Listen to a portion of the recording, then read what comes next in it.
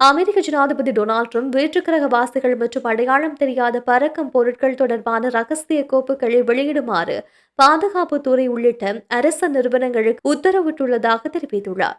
முன்னாள் ஜனாதிபதி Barack Obama அண்மையில் ஒரு செவ்வியில் வேற்றுக்கிரகவாசிகள் உண்மை என்று கூறியது ரகசிய தகவல்களை வெளியிடும் செயல் என்றும் அவர் ஒரு பெரிய தவறு செய்துவிட்டதாக ட்ரம்ப் குற்றம் சாட்டினார்.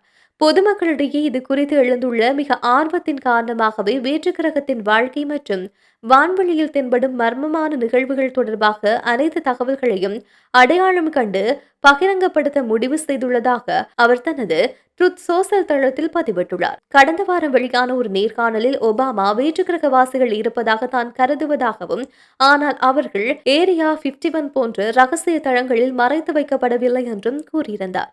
பின்னர் தனது கருத்தை தெளிவுபடுத்திய ஒபாமா, பிரபஞ்சத்தின் பரப்பளவை கணக்கில் கொள்ளும் போது வேற்று கிரகங்களில் உயிர் இருப்பதாக புள்ளி விவர வாய்ப்புகள் அதிகம் என்ற அடிப்படையிலேயே அப்படி கூறியதாகவும், தனது ஜனாதிபதி காலத்தில் வேற்று கிரகவாசிகள் தொடர்பு கொள்வதற்கான எந்த ஆதாரமும் தான் பார்க்கவில்லை என்றும் விளக்கமளித்தார்.